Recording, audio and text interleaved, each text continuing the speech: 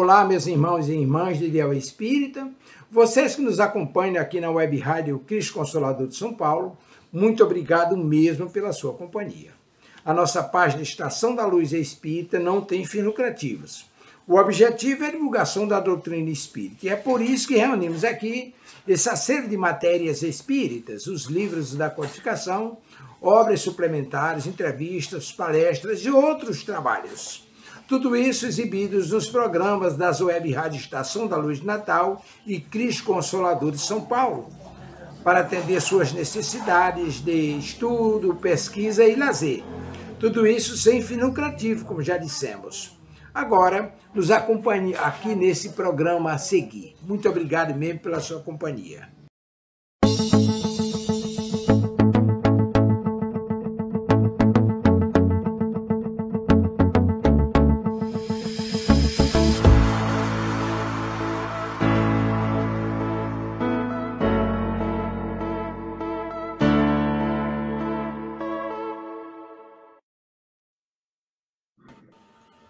Olá, boa noite a todos. Sejam muito bem-vindos à Web Rádio Cristo Consolador, programa Viver no Mundo, que vai ao ar toda terça-feira, às 19 horas. Sejam todos muito bem-vindos. Boa noite, Ana Lu. Boa noite, Zé Mauro. Boa noite, Luzia. Boa noite, Ana Lu. Boa noite a todos que estão conosco, que estarão agora ao vivo e aqueles que nos assistirão depois. A satisfação é a mesma. Um abraço. Boa noite, Luzia. Boa noite, Zé Mauro. Boa noite, queridos amigos. Obrigada desde já pela participação, pelo carinho de vocês. Eu estava vendo aqui, pessoal, boa noite, bom estudo. Muito bom, né? Ser recebida assim, com tanto carinho. Isso é muito bom. Vamos lá dar boa noite, então, para os nossos amigos. Boa noite, prima querida. Ilma, seja bem-vinda. Olá, Ilma. Boa noite. Regina Nascimento, seja muito bem-vinda, prima querida. Olha, só tem familiar da Luzia aqui, gente. É, rapaz. Tá bom. Obrigado. Tia Edna.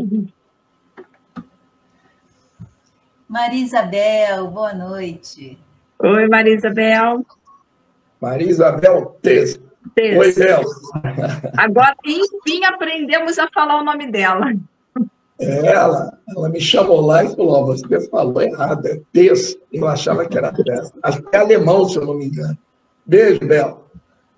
Pronto, aprendido. Sejam muito bem-vindos. Não esqueçam de deixar o like, de acionar o sininho, porque é muito importante para a rádio e importante para o programa também. E vamos ao nosso trabalhinho. E antes de começarmos, vamos à nossa prece inicial. Ana Lu, você faz para a gente? Vamos lá. Vamos, então, irmãos de jornada, fechar os nossos olhos, deixar as preocupações de lado, porque Jesus e os benfeitores espirituais já estão de prontidão para nos auxiliar na noite de hoje, para nos dar um abraço fraterno e para nos envolver nas melhores vibrações. E vamos elevar os nossos pensamentos a Deus, a Jesus e a todos os amigos espirituais que nos dão suporte neste humilde trabalho que será realizado. Amado Mestre Jesus, os nossos corações estão felizes pela oportunidade de mais uma noite de estudo. Permita, Senhor, que os nossos lares possam ser envolvidos pelas vibrações da fraternidade, da harmonia e da paz. Que tenhamos uma noite de estudos e que esses estudos eles possam nos fortalecer, possam nos esclarecer e que nós possamos colocar em prática durante a nossa jornada material e também espiritual. Abençoa, Mestre, a nossa noite. Graças a Deus, graças a Jesus. Graças a Deus. E vamos nós para o nosso estudo de hoje. O livro Obras Póstumas, há um apontamento em que Kardec ele diz, né, que não havia comentado com ninguém sobre a elaboração do Livro dos Espíritos, do Evangelho segundo o Espiritismo. E aí ele pergunta aos espíritos o que eles estavam pensando daquela obra que ele estava ali trabalhando naquele momento. E os espíritos respondem para Kardec que seria um livro doutrinário considerável na sua influência, ou seja, de uma influência de peso, porque iria explanar questões capitais. E não só no mundo religioso ele encontraria as máximas, né, que são necessárias, mas como também na vida prática das nações, dos povos. E ali traria grandes instruções. Foi essa a resposta dos espíritos a Kardec. E no Livro dos Espíritos, na questão 627, Kardec pergunta: se Jesus ensinou as verdadeiras leis de Deus, então por qual propósito os ensinamentos dos espíritos? Por que os espíritos estariam ditando esses ensinamentos, que seria mais tarde codificado e transformado na doutrina espírita? Se teria alguma coisa a mais a ensinar. E aí os espíritos respondem para Kardec que Jesus falava em alegorias, né, em parábolas, e adequadas a seu tempo e ao seu lugar também, porque Jesus sabiamente, ele usava uma situação do local, ou seja, ele falava com lavradores, com pescadores, com pessoas ali muito simples. Então ele usava coisas do dia a dia e transformava em ensinamento, ou seja, ele falava das coisas do céu, mas, na verdade, usando as coisas da terra. Era assim que ele fazia.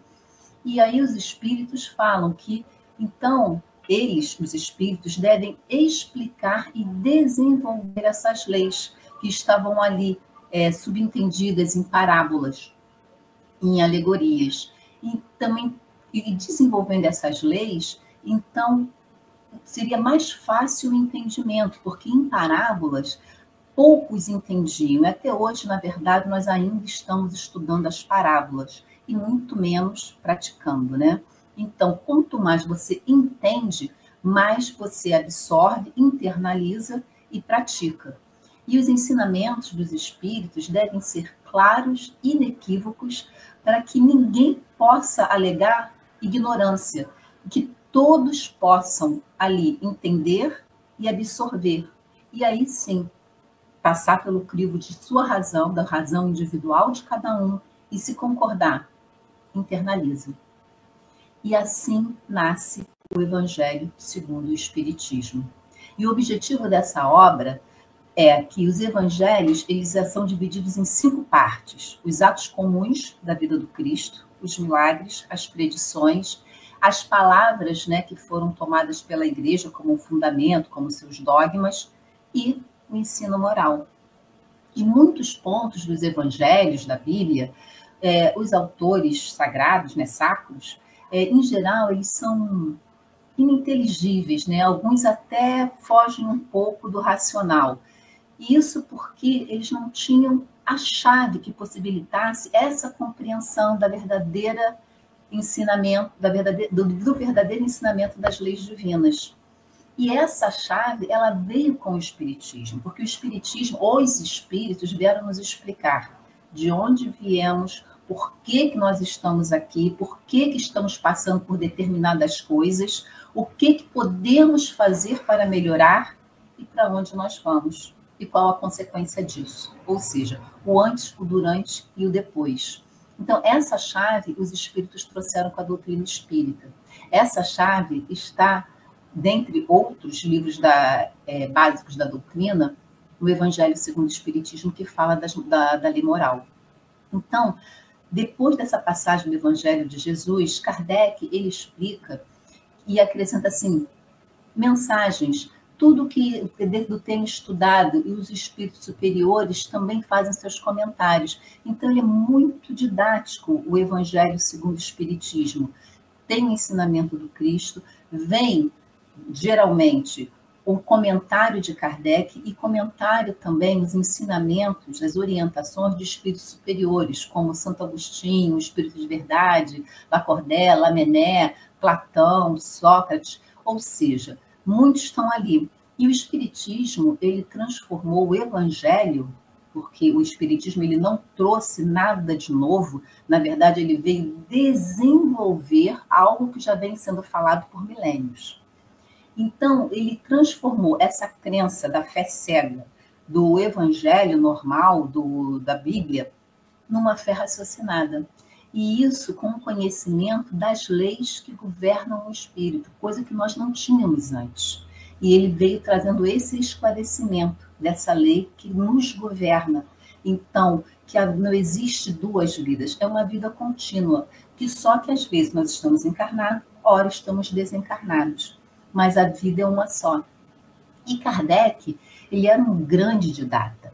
E por isso, quando ele montou o Evangelho segundo o Espiritismo, ele não montou aleatoriamente os capítulos. Ele montou, sim, de uma maneira didática. Ele segue um roteiro para que nós pudéssemos entender os ensinamentos de Jesus, para que nós pudéssemos ir construindo essa ideia que ele veio nos trazer, esses ensinamentos. Então, ele começa nos primeiros capítulos com a base dos ensinamentos de Jesus.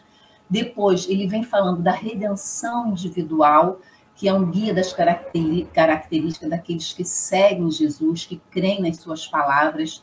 Depois, os próximos capítulos, ele vem com as orientações que nós devemos aplicar na nossa vida para atingirmos o estado de bem-aventurança. Ou seja, ele traz as bem-aventuranças. Isso é a redenção individual. E a redenção coletiva. Ninguém vive só. Necessitamos uns dos outros. Influenciamos uns aos outros. E esse ensinamento também está no Evangelho. Ele traz isso para que nós possamos ter mais cuidado com os nossos atos, com as nossas falas, em relação a nós, em relação ao outro. E no final, é o que eu acho bem bonito, que é a ressurreição, que é do indivíduo perante a Deus. Ou seja, nós passamos por todo esse percalço de evolução e desenvolvimento até conseguirmos nos purificar e sermos dignos de ressurgir perante ao Pai. O Evangelho é uma demonstração das mais sublimes de amor incondicional e de cuidado do Pai em relação a nós, seres humanos. E é disso que nós vamos falar hoje. Estudando o Evangelho é o tema do programa Viver no Mundo, número 170, da Web Rádio Cristo Consolador. Zé Mauro. É isso aí. Eu gostaria de ressaltar a frase que a Luzia disse: até hoje estudamos as parábolas e muito menos praticamos. Eu costumo falar, estudamos as parábolas até hoje, muito menos praticando. Caiu muito bem, Luzia. Bom, eu trouxe para a gente estudar aqui hoje, né, do Evangelho segundo o Espiritismo, capítulo 21, parte dele, que é o capítulo intitulado Haverá falsos cristos e falsos profetas. E eu vou trazer aqui o assunto dos itens de 1 a 4. Ele tem mais 3 ou 4 itens, mas eu vou trazer esses primeiros itens aqui. Porque os itens 1, 2 e 3 têm como título: Conhece-se a árvore pelos bons frutos, né? Conhece-se a árvore pelos frutos, se são bons ou se são maus. Então, nós já ouvimos esse trecho bem conhecido, né? Essa frase, que diz que toda árvore boa dá bons frutos e aquela que dá maus frutos não é uma árvore boa. E esses itens trazem trechos, logo do início, o item 1, 2 e 3, são trechos dos evangelhos de Lucas, Mateus e Marcos, que tratam desse tema, conhece-se a árvore pelos frutos. Eu vou trazer só a ideia resumida do que cada um, né? E é interessante fazermos esse resumo, porque não dá para ler os trechos completos, e cada um dá uma abordagem diferente. E nós vamos notar isso durante aqui o nosso papo, e até entender melhor como é que cada um desses evangelistas encara os ensinamentos e o próprio Cristo. Eles têm... É muito interessante, cada um tem uma linha diferente. Então, iniciando, vamos citar Lucas, que além da frase clássica das árvores, ele chama a atenção que não se colhem figos dos espinheiros, e nem se colhem cachos de uvas dos abrolhos. Então, ele está deixando claro que cada um dá o que tem, né? A figueira, o que ela tem dentro de si para produzir são figos. E aí, ele conclui, o homem de bem tira boas coisas do tesouro do seu coração, e o mal tira coisas mais do mau tesouro do seu coração, pois a boca fala aquilo do que o coração está cheio, que é outra frase também bastante conhecida e está lá em Lucas. O segundo trecho, como eu disse, é um trecho de Mateus, que começa com alerta: guardai-vos dos falsos profetas que por fora se disfarçam de ovelhas e que por dentro são lobos roubadores. Lembra um pouco os fariseus, né? E após comentar também da frase das árvores, ele encerra dizendo que toda árvore que não produz bons frutos será cortada e lançada no fogo. E aí nós lembramos aquela frase do Mestre Jesus, quando ele diz que a planta que for plantada pelo meu Pai florescerá e dará frutos. E a planta que não for plantada pelo meu Pai será arrancada pela raiz. E é isso que Mateus traduz aqui quando diz que a que não produzir bons frutos será cortada e lançada ao fogo, né? A verdade é a que sobrevive, o que não for da verdade um dia vai cair e a verdade aparece. O item 3 é um item de Marcos, né? Que também está em Mateus. Mas ele inicia com um alerta dizendo assim: tomai cuidado para que ninguém vos engane, pois muitos virão em meu nome, dizendo, sou o Cristo. Enganarão a muitos, levantar-se-ão muitos falsos profetas, que enganarão muitas pessoas. E a caridade em muitos se esfriará, porque a iniquidade se multiplicará. Bom, primeiro a gente vê isso acontecendo até os dias de hoje, né? Falsos profetas aparecem aí com soluções magníficas, e enganam muito aí, mas acabam caindo a máscara. E a caridade em muitos se esfriará, porque a iniquidade se multiplicará. A iniquidade é a injustiça, o maldoso, maléfico, cruel, perverso. Claro que se isso crescer, a caridade esfria. Mais adiante, Marcos cita ainda que farão grandes prodígios e coisas espantosas, a ponto de enganar, se fosse possível, até mesmo aos escolhidos.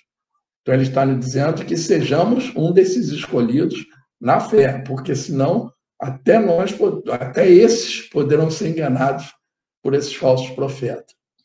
E aí a gente entra no item 4, que é o texto dessa parte do capítulo, que tem como título Missão dos Profetas. Eu acho importante trazer isso para entendermos melhor. Eu vou dar uma introdução de quem foram esses profetas que aqui estiveram, que está documentado lá no Antigo Testamento. Fizeram, naturalmente, muitas profecias, né? E algumas confirmadas e até consideradas adivinhações por alguns, né? Como vamos comentar. E por quê? Bom, quem eram esses homens? Quem eram os profetas? Qual a missão deles na Terra? E muitos costumam dizer para nós espíritos: vocês não estudam a Bíblia. Não, o que está na Bíblia, o Evangelho, está lá no Evangelho segundo o Espiritismo, com as explicações, os esclarecimentos dos Espíritos. Vocês não conhecem o Velho Testamento? Tem coisas do Velho Testamento, sim, tanto que isso aqui está no Evangelho. A gente precisa conhecer, saber de onde veio isso. Os profetas eram mensageiros de Deus. É uma definição clássica. Servos do Senhor, sentinelas, pessoas dedicadas a transmitir a orientação do Senhor Deus. Ou seja, seriam como porta-vozes de Deus, né? E houveram profetas com mensagens evangelísticas, né? Mensagens que têm tudo a ver com o evangelho, inspiradoras, e alguns eram escribas, e, portanto, eles escreveram a história de suas nações, como foi o caso de alguns escritos que estão lá no Antigo Testamento, e outros prediziam o futuro. E nós vamos ver como é que é isso, como é que acontece, como é possível e por que eles estão lá no nosso Evangelho. Ana Lu, com você. Comigo. E nós vamos falar, então, dos trabalhadores da última hora. A parábola dos trabalhadores da última hora. Capítulo 20, item 1, 2 e 3. É interessante, provavelmente, alguns de vocês conhecem esta parábola e outros não. Então, para que não fique um assunto assim meio estranho, eu faço questão de ler a parábola, até porque ela tem detalhes que são bem importantes. Vamos marcar uma coisa, deixar registrado. E durante a leitura da parábola, nós vamos verificar que é falado sobre alguns períodos, madrugada, terceira hora. Para que a gente possa compreender bem, a gente precisa ter em mente que a jornada de trabalho a ser considerada aqui na parábola é de 6 da manhã às 18 horas, ou seja, de 6 da manhã até as 6 da tarde. E aí a gente vai entender com mais clareza o que essa parábola realmente quer transmitir. Então ela inicia assim: o reino dos céus é semelhante a um pai de família que saiu de madrugada à primeira hora, 6 horas da manhã, a fim de assalariar trabalhadores para a sua vinha. Tendo convencionado com os trabalhadores que pagaria 1 denário a cada um por dia, mandou-os para a vinha. Saiu de novo à terceira hora do dia, 9 horas da manhã. E vendo outros que se conservavam na praça, sem fazer coisa alguma, disse-lhes: ide também para a minha vinha, e vos pagarei o que for razoável. Aqui a gente observa que ele já não falou em pagar 1 denário. Ele fala: eu vou pagar o que for razoável. E eles foram. Saiu novamente esse senhor à hora sexta, meio-dia. E saiu novamente à hora nona, 15 horas, 3 horas da tarde. E fez o mesmo, saindo mais uma vez à 10ª hora, 5 horas da tarde, 17 horas. Encontrou ainda outros que estavam desocupados, aos quais disse: por que permaneceis aí o dia inteiro sem trabalhar? E os trabalhadores responderam: ninguém nos assalariou. E o senhor da vinha disse: ide vós também para a minha vinha.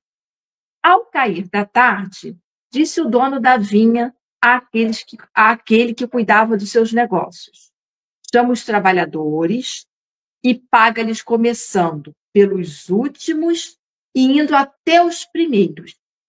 Aproximando-se, então, os que só a 10ª hora, 17 horas, finalzinho da tarde, finalzinho do expediente. Aproximando-se, então, os que só a 10ª hora haviam chegado, receberam 1 denário. Vindo a seu turno, os que tinham sido encontrados em primeiro lugar julgaram que iam receber mais, porém, receberam apenas 1 denário cada um. Recebendo, queixaram-se ao pai de família, dizendo: estes últimos trabalharam apenas 1 hora e lhes dá tanto quanto a nós, que suportamos o peso do dia e do calor? Mas, respondendo, disse o dono da vinha a um deles: meu amigo, não te causo dano algum. Não convencionaste comigo receber 1 denário pelo teu dia? Toma o que te pertence e vai-te. Apraz-me a mim dar a este último tanto quanto a ti. Não me é então lícito fazer o que quero? Tens mau olho porque sou bom? Assim, os últimos serão os primeiros e os primeiros serão os últimos. porque muitos são os chamados e poucos os escolhidos. Vamos contextualizar as personagens aqui da parábola para nós compreendermos bem. O pai de família é Deus. A vinha, eu falo que são as oportunidades de trabalho, é a nossa reencarnação. E os trabalhadores somos nós. A parábola, inicialmente, quando a gente escuta e não tem os olhos de ver, a gente fala, poxa, mas é injusto o que aconteceu com aquele que chegou às 17 horas e recebeu tanto quanto aquele que chegou 6 da manhã, 9 da manhã. Parece que os trabalhadores queixosos, eles tinham razão de reclamar contra o dono da vinha, não é isso? Mas sabemos que o combinado não sai caro, é o dito popular. O pai de família, ele combinou 1 denário, e assim ele cumpriu com a sua palavra. Mas a questão que eu vou fazer agora, pedir para que todos nós possamos refletir. Quantidade de trabalho é a mesma coisa que qualidade? Necessariamente, essas duas questões andam juntas, lado a lado? O fato de o trabalhador ter chegado às 6 da manhã significa que ele trabalhou com qualidade? Significa que ele deu todo o seu esforço, ele se dedicou? E aquele que chegou lá às 15 horas, às 17 horas? Eu acho muito interessante, porque eu gosto de trazer as parábolas para a nossa vida, para o nosso dia a dia. E aí eu peço para que vocês lembrem-se que muitas vezes, no nosso ambiente de trabalho, isso acontece. Nós temos aquele amiguinho que chega lá 9 da manhã. Ele chega, toma café, bota suas coisinhas, liga o computador, mas ele vai ali, vai no outro departamento, vai, sai, conversa, dá a hora do almoço. E ele sai para almoçar. 2 horas de almoço. Aí volta, toma mais um cafezinho, conversa um pouquinho. Aí trabalha só 1 horinha. Mas passou esse tempo todo, esse período todo lá no trabalho. E às vezes aquele que chegou um pouquinho mais tarde, sentou e trabalhou, se dedicou, ficou ali, não fez mais nada. Parou, almoçou, voltou. Então, o fato do trabalhador das 6 da manhã estar reclamando não significa que ele deu o seu melhor, né? Que é o que a gente fala. O fato dele chegar cedo não significa que ele tenha se dedicado. São coisas diferentes. Mas há quem acredite, né, que a jornada de trabalho deve se adaptar à sua vida pessoal. E aí aqui a gente precisa lançar um olhar para as nossas jornadas, para a nossa jornada espiritual e a nossa jornada material. Será que nós estamos nos dedicando com zelo à nossa jornada espiritual?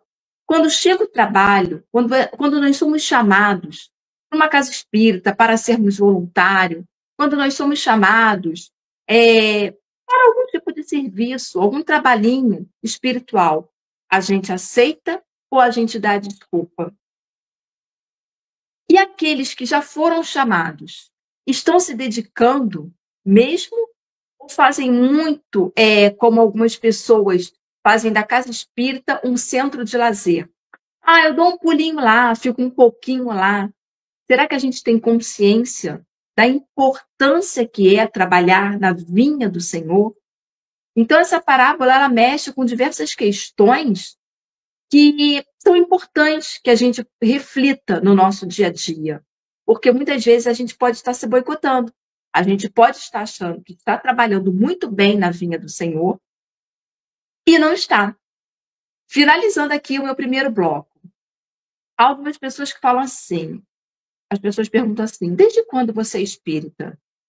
Ah, desde criança, eu tenho 50 anos no espiritismo. Isso não significa nada. Porque você pode estar há 50 anos no espiritismo e você pode não estar conseguindo apreender o que realmente a doutrina está querendo te dizer. Você pode estar sendo um trabalhador que acha que chegou cedo, mas não está cumprindo o que deveria cumprir. Então, que a gente possa refletir muito bem sobre o que realmente esta parábola está querendo nos dizer. Com você, Luzia. Eu, particularmente, gosto muito dessa parábola. Ela é muito significativa. Ela nos faz pensar um pouquinho. Vamos lá. E também, um dos grandes ensinamentos, além das parábolas, que o Evangelho nos traz, são as bem-aventuranças. E não é por acaso que um dos maiores capítulos do Evangelho é o Bem-aventurados os aflitos, que tem muito a ver com a gente, né? Essa aflição toda que nós vivemos na encarnação. E por esse título, alguns até podem achar, né, que os ensinamentos do Mestre Amado fazem uma apologia ao sacrifício, à dor, ao sofrimento. O próprio Eurípides Barçanufo, que foi um grande espírita, quando encarnado e continua sendo desencarnado, porque continua trabalhando ao nosso favor, e antes da conversão dele ao espiritismo, ele não conseguia entender como é que um aflito pode ser bem-aventurado. Realmente, né? A princípio parece um contrassenso. Porque, imperfeito que somos, ainda utilizamos mal o nosso livre-arbítrio. Ainda plantamos vento e ficamos surpresos quando colhemos ventania. As leis divinas sempre nos alcançam, nessa ou em outras encarnações. Se não aprendermos pelo amor, vamos ter que aprender pela dor. Esses são os dois grandes professores. Quando saímos do uso para o abuso, isso fica registrado no perispírito e vai refletindo no nosso corpo físico pelas doenças, ou se não, pelas dores morais que nós passamos. Nós somos resultado de várias encarnações nas quais nós não usamos bem o nosso livre-arbítrio, não usamos o nosso livre-arbítrio com sabedoria. Por isso, nós vamos ter que lidar com o sofrimento e com as aflições, até um dia que nós pararmos de gerar dor, porque nós é que geramos a nossa própria dor, e a dor do outro também, né? E a doutrina, ela nos dá a compreensão do porquê que passamos por certos percalços na nossa vida, e nos explica que temos que passar pelas 3 fases, o arrependimento, a expiação e a reparação, que já é um pacote bem pesado. Então, não precisamos colocar mais pedra nessa mochila que nós vamos ter que carregar durante a encarnação. E algumas pessoas, erroneamente, acreditam que mortificando o corpo alcançariam a purificação do espírito. E aí tem alguns que utilizam aquele silício. Silício é aquele instrumentozinho para fazer penitência, que pode ser feito de uma túnica, de um tecido áspero, que aí em contato com o corpo, conforme nós vamos nos movimentando, acaba machucando o corpo. Pode ser feito com tiras pequenas de espinhos, né, ou de metal, ou de madeira, e vai amarrado ou na cintura, ou no braço, ou na perna, e aí conforme vai se movimentando, aquele espinho vai machucando. É uma ideia, assim, muito arcaica do que é Deus e do que Ele espera de nós. E essas pessoas, elas não conseguem entender a importância do corpo para que possamos cumprir o nosso plano reencarnatório. Os espíritos, eles nos orientam que devemos cuidar do corpo e da alma, ali, né, na balancinha. Do corpo, porque no atual estágio evolutivo no qual nós nos encontramos, ainda precisamos reencarnar, passar por provas, por expiações, aparar as arestas, transformar desafetos em afetos, burilar as nossas mazelas interiores, os nossos vícios milenares. E tudo isso também testar aquilo que nós achamos que aprendemos, né? Achamos que já conquistamos aquela virtude.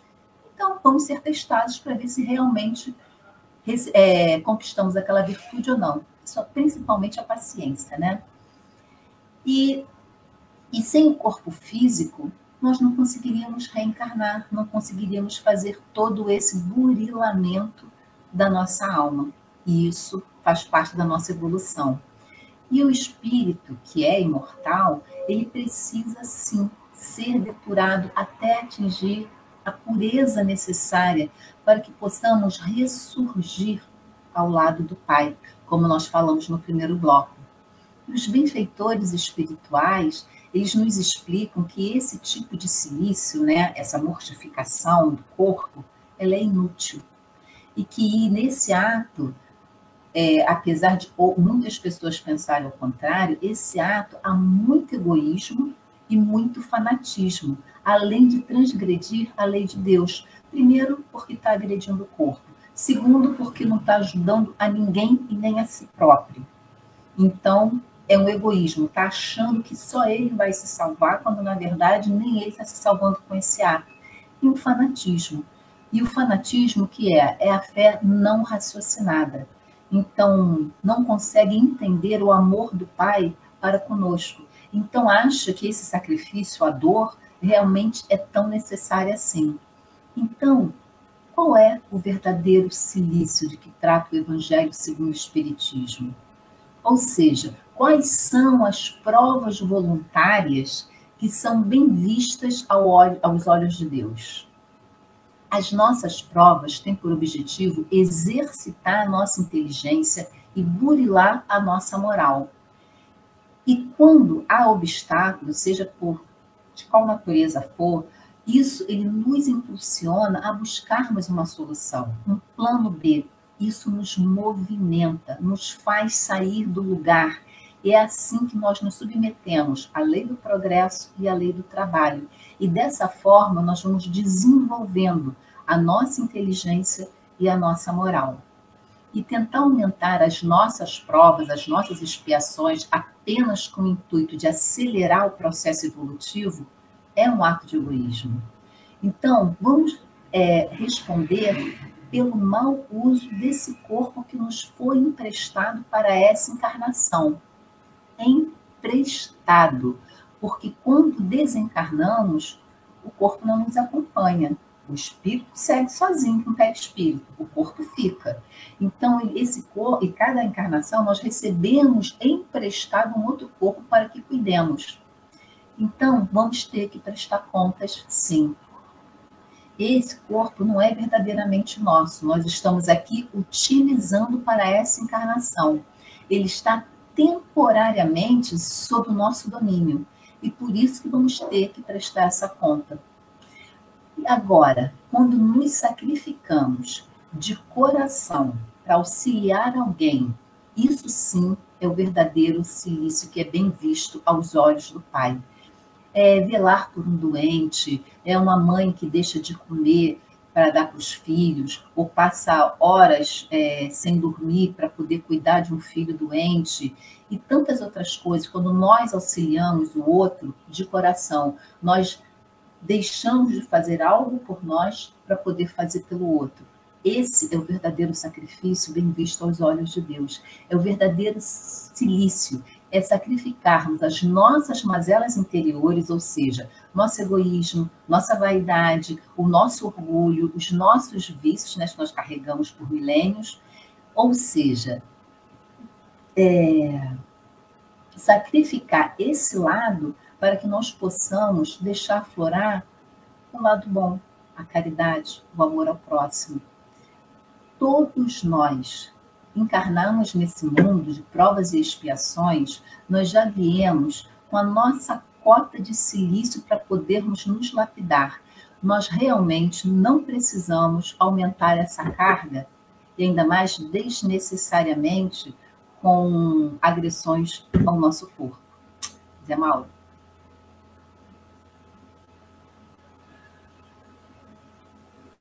Bem, então, continuando, como eu falei, para a gente entender um pouco mais quem são esses homens, esses profetas, estamos aqui no capítulo 21 do nosso Evangelho segundo o Espiritismo, e, como eu falei anteriormente, muitos deixaram as profecias escritas, são chamados escritos proféticos, e esses foram chamados profetas escritos, e eles foram divididos em 3 grupos: os que profetizaram antes, aqueles que profetizaram durante e os que profetizaram depois do que foi chamado exílio ou cativeiro dos profetas. O que foi isso? Foi um período em que um grupo de profetas judeus foi deportado para a Babilônia, como parte do exílio babilônico, né? Também conhecido como cativeiro babilônico, que durou entre, vejam bem, 597 a 536 anos antes de Cristo. Então, tinha aí 600 anos antes, mais ou menos, pelos cálculos aí dos historiadores, antes de Cristo estar aqui na Terra, eles já estavam lá profetizando aquelas coisas todas que a gente ouve dizer, né?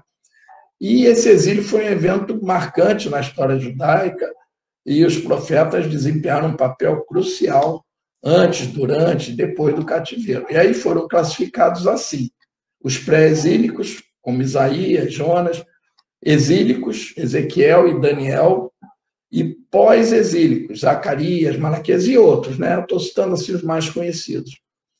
Outro item interessante, é bom, como a título de informação, que na divisão dos livros do Antigo Testamento, esses livros que foram deixados, a gente ouve falar em profetas maiores e profetas menores.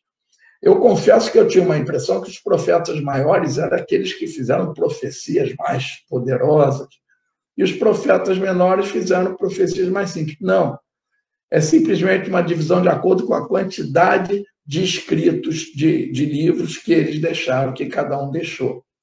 Então, entre os maiores estão Isaías, Jeremias, Ezequiel e Daniel. Por isso que a gente escuta muito falar de Isaías, Daniel, desses, porque eles deixaram mais escritos. E dentre os menores tem muitos outros, inclusive Jonas, Zacarias, enfim. Então, é por causa da quantidade, não da qualidade da profecia. Agora, eu gostaria de comentar sobre Daniel. Daniel tinha 3 amigos, né? E Deus deu a eles conhecimento, inteligência e sabedoria. Mas a Daniel, em especial, ele deu a capacidade espiritual de discernir sonhos e visões. Então, procuravam ele, inclusive pessoas do alto escalão, do rei, porque tinham sonhos e ele interpretava, né?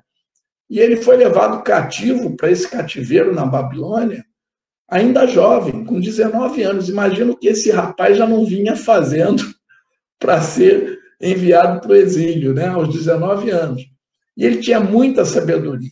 Ele era doutor em ciência e foi competente para trabalhar no palácio do rei Nabucodonosor e para ensinar a cultura e a língua dos caldeus. E ele tinha esses 3 amigos, Misael, Ananias e Azarias.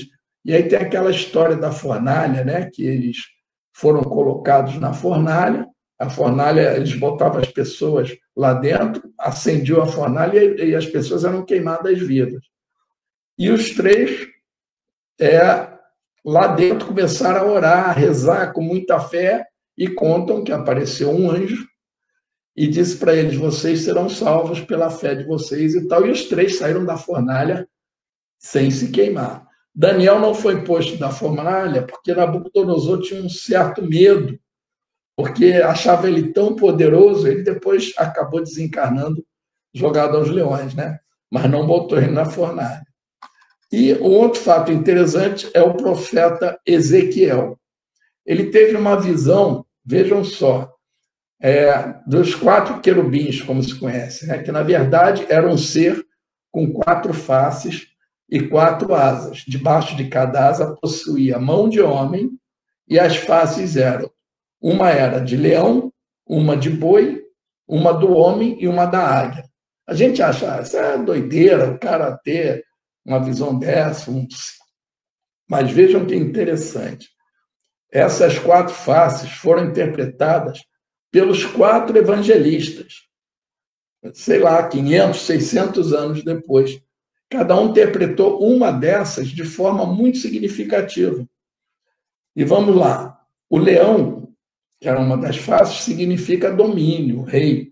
Mateus, quando escreveu os evangelhos lá, depois, quando Jesus esteve aqui, ele teve como tema central o Cristo, o rei, aquele que domina. A outra face do boi significa serviço. E Marcos tem como tema central o Cristo, o servo. A outra face do homem significa naturalmente a humanidade, né? E Lucas tem o tema da humanidade, do Cristo do amor incondicional.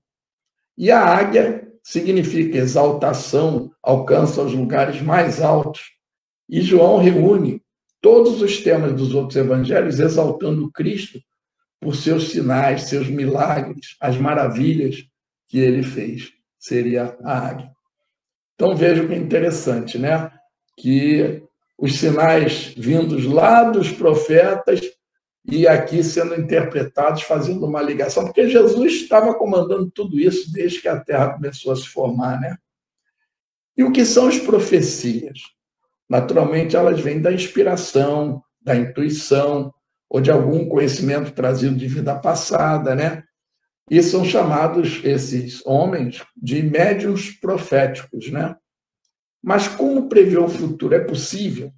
E aí nós vamos na Gênese.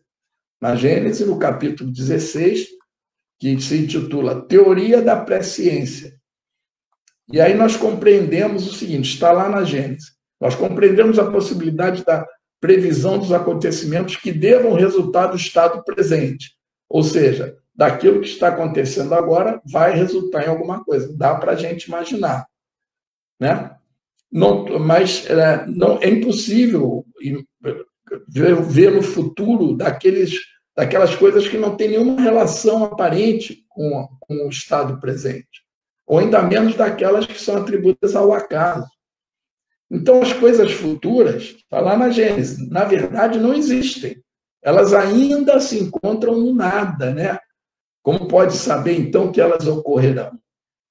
E, no entanto, é grande o número de previsões que realmente ocorreram, e isso é fato. E aí o Espiritismo vem mais uma vez nos esclarecer, comprovar, e está lá, nesse capítulo 16 da Gênesis, aquela história do homem no alto do cume da montanha, e vem um cidadão passando numa estrada lá embaixo, aquele cidadão enxerga um trecho da estrada, já comentei isso em outros estudos. E o homem do alto da montanha vê lá na frente um rio, um monte de pedras, está vendo o futuro desse homem. Ele podia descer e dizer, olha, você vai passar por um monte de pedras, você vai passar por um rio. Ah, legal. Isso é uma explicação do nosso mundo material. No nosso próximo bloco, nós vamos, seguindo a Gênese, sair desse exemplo do campo material e partirmos para o campo espiritual para entender melhor como é que ocorrem essas previsões e profecias. Luzia. Vamos lá. Nós estamos... Não tem problema, me confunde com a Luzia, é uma honra. Vamos lá, então, falar mais um pouquinho sobre a nossa parábola, né, dos trabalhadores da última hora. E como eu sempre gosto de falar, a gente precisa entender e a gente tem que trazer esses ensinamentos para hoje, para a nossa jornada atual. Senão as coisas ficam sem sentido, a gente fica achando que é apenas uma historinha que está no Evangelho, é legal, mas não. A gente precisa interpretar e trazer para o nosso dia a dia. E uma coisa, quando eu estava escutando a Luzia, o Zé Mauro, passou aqui na minha cabeça, né? Que a gente precisa refletir sobre as consequências quando nós não pensamos nas nossas condutas. E a doutrina, ela vem exatamente nos alertar, como a parábola que eu trouxe na noite de hoje. O objetivo não é aterrorizar, mas nos preparar, nos fazer pensar que nós precisamos nos movimentar em direção à luz, mudar o nosso comportamento para que a gente não possa passar por mais aflições. Cabe a nós irmos trabalhar na vinha do Pai. Então, voltando à nossa parábola, ela fala muito sobre a nossa relação com o trabalho. E o Livro dos Espíritos, na questão 675, nos ensina que toda ocupação útil é trabalho. Olha, ocupação útil, não fútil. A doutrina nos ensina que, através do trabalho, nós podemos nos aperfeiçoar. O trabalho nos auxilia a amadurecer. É onde nós temos a oportunidade de utilizar a nossa inteligência. E poucos pensam nisso. Vamos lembrar aqui do André Luiz, lá do livro Nosso Lar. O André Luiz, após ser socorrido da zona umbralina, se recuperou e chegou o momento dele trabalhar. E no momento em que chegou, que ele poderia trabalhar, ele quis trabalhar como o quê? Como médico. Ele quis utilizar os seus conhecimentos materiais no plano espiritual. E o que aconteceu? A espiritualidade falou para ele, olha, infelizmente, os seus conhecimentos de doutor do plano material não vão nos auxiliar aqui, porque aqui é tudo. E aí, colocaram o André Luiz num outro trabalhinho, né, onde ele ficou num trabalho humilde, ele precisou reaprender. Então, quando a gente lê a parábola dos trabalhadores da última hora, e a gente fala, eu quero trabalhar na vinha do Senhor. Isso significa que a gente não vai adaptar o nosso gosto, a nossa vontade, ao que a gente quer. A gente vai precisar falar, ok, Senhor, qual é o trabalho que eu devo cumprir hoje? O que eu tenho para fazer? O que queres de mim? É isso que a gente precisa fazer. E não ficar cobrando a remuneração, né? Porque às vezes a gente acha que está trabalhando muito na vinha do Senhor e quer a remuneração como se a gente tivesse trabalhado muito tempo, né? Como se a gente fosse assim um trabalhador exímio. Não querer trabalhar, mas querer receber, não dá. E não querer trabalhar, mas querer ir para o reino dos céus, não dá. Essa é a interpretação que a gente deve aplicar aqui nesta parábola. Às vezes, nós achamos que o fato de nós irmos ao centro espírita, dar uma lidinha no Evangelho, né, já é muito. A gente já se sente muito preparado. E o que a doutrina nos fala? Ó espíritas, o tempo urge. O tempo não vai parar para nos aguardar, para esperar a gente se resolver. Hoje eu vou fazer isso. Hoje eu vou fazer aquilo. Hoje eu acordei com preguiça, então eu não vou fazer nada, não. Joana de Ângeles nos ensina que o tempo e vento que passam não retornam jamais. E a gente não deveria esquecer. Porque cada oportunidade que aparece para nós trabalharmos na vinha do Senhor é uma oportunidade para o nosso bem, para o nosso crescimento. E há mais de 2000 anos, nós estamos sendo chamados para trabalhar, para realizar reforma íntima. E muitas vezes a gente tem preguiça de colocar a mão na maçaneta e passar pela porta estreita. Aí é que está o segredo, porque a porta larga, a porta das perdições, e há a porta estreita, que é a porta que a gente precisa ainda aprender a deixar algumas questões de lado para poder ir para o reino dos céus. Porque quem não quer ir para o reino dos céus? O Evangelho nos diz o seguinte, os obreiros que chegaram na primeira hora são os profetas. E olha que o Zé Mauro está falando dos profetas. Moisés e todos os iniciadores que marcaram as etapas do progresso, as quais continuaram a ser assinaladas através dos séculos, pelos apóstolos, pelos mártires, pelos pais da igreja, pelos sábios, pelos filósofos e, finalmente, pelos espíritas. Então, nós estamos no final da fila. Ele ainda está nos chamando. Provavelmente nós fomos chamados agora às 17 horas, né? Quando ele sai lá na 1ª hora. E aí, pessoal, vamos lá? E aí, Ana Luísa, vamos lá? E a gente tem que aceitar desesperado, né? Já pensaram que o trabalho que nos chega é para o nosso bem, para a nossa evolução? É isso que a gente precisa ter em mente para a gente não perder as oportunidades. E não achando que a gente trabalha muito, que a gente já deu muito. Somos, sim, trabalhadores da última hora. Não é isso, Zé Mauro? É isso aí. Bom, a Luzia, não sei o que aconteceu, mas nós vamos seguir, nosso tempo está escasso também. E como eu falei, saindo daquele exemplo do mundo material, do homem em cima da montanha, olhando o outro na estrada, O que os espíritos nos explicam? Que os espíritos desmaterializados, que não estão na matéria, estão no plano espiritual, eles têm a visão mais apurada e maior penetração, conforme quanto mais elevados, quanto mais iluminados, eles enxergam mais o nosso interior. Então, eles conseguem ver o que está dentro de nós, no nosso coração, nos nossos pensamentos. Por isso que a gente diz, a gente pode enganar todos aqui, mas não conseguimos enganar aos espíritos superiores, porque eles enxergam isso tudo. Quanto os níveis espirituais, os superiores sempre enxergam os inferiores. Nós não conseguimos enxergá-los, só quando eles querem se mostrar. Enfim, então acontece que com essa visão, os espíritos inferiores, eles enxergam alguns quase que como nós enxergamos aqui a olho nu, porque tem muitos que ficam aqui na Terra, né, depois de desencarnados, nem sabem que desencarnaram, e eles continuam vendo, ouvindo apenas aquilo que nós encarnados estamos vivendo aqui. Daí a gente entende a diferença do espírito inferior e aquele superior que sabe até dos nossos pensamentos.